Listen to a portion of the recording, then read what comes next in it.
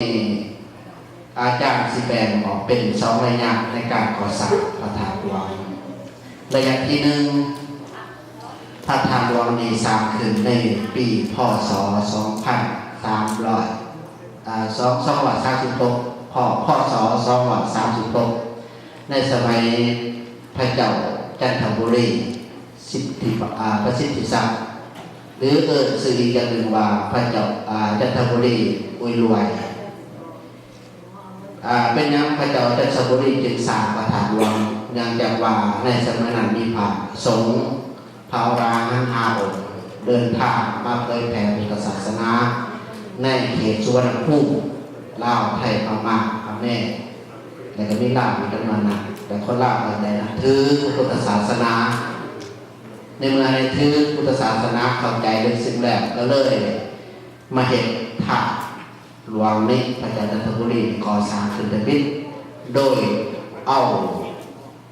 กระดูกคนเนาของพระพุทธเจ้าเนาะกระดูกคนเนาพระพุทธเจ้านี่มากปฏิสถานโดยมกบอกว่าเป็นสิ่งศักดิ์สิทธิ์เป็นทีละนึกเป็นทีจารึกวัดว่าห้องนี้ถือศาสนาพุทธเป็นชาวพุทธเนาะภาษาบาลีเรียกว่าสีนะคุยหัสสะภาเป็นภาษาบาลีเนาะอ่านพอมีออกคือสิเข้าใจเนาะแล้วพระธาตุหลวงนี่ในสมัยต้นในเป็นจันทบุรีเนาะอันคือสมัยต้นสมัยที่สองแม่พระเจ้าไสยสิทธาธิราชเราบอกแล้วเนาะผู้ใดก็รู้จักพระเจ้าไสยสิทธาธิราชนี่เวลาเขาไปธาตุหลวงเขาจะเห็นเพิ่นนั่งอยู่จอมไม่บอกไม่ออกเพิ่นใส่ถือดาบคือพระเจ้าไสยสิทธาธิราชหลังจากพระเจ้าไสยสิทธาธิราชนี่ย้ายราชธานีจากหลวงพระบางมาแยกกันและเพิ่นก็เห็นว่าประชาชนคนลาวเฮานี่ถือศาสนาพุทธและก็มีสิ่งเดียวนี้ที่เป็นที่จดจำเป็นสัญลักษณ์เป็นเอกลักษณ์แก่ชาวลาวเพิ่นก็เลยสร้าง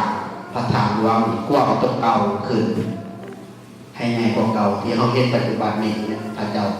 ไสยสิทธาธิราชเป็นผู้สร้างขึ้นเพิ่นสร้างขึ้นนี้เพื่อให้ด้านความเชื่อถือ1เพิ่นสร้างอยู่3ทางนะพอมีออกสิเข้าใจ3ทางทางที่1หรือว่าสร้างที่1สร้างคือเป็นมนุษย์โลกสันที่1เนาะสันที่2เป็นเทวโลกและสันที่3เป็นพรหมโลกมันมี3สันฐานหลวงเนาะและแต่ดิน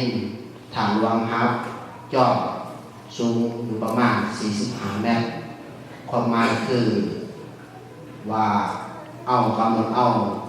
อายุพรรษาของพุทธเจ้าแต่ออกบวชจนหอดปรินิพพาน45 พรรษา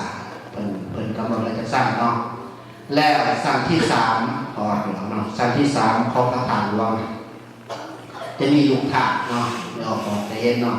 ลูกถาดมีอยู่30 ลูกอ้อมพระธาตุหลวงแล้ว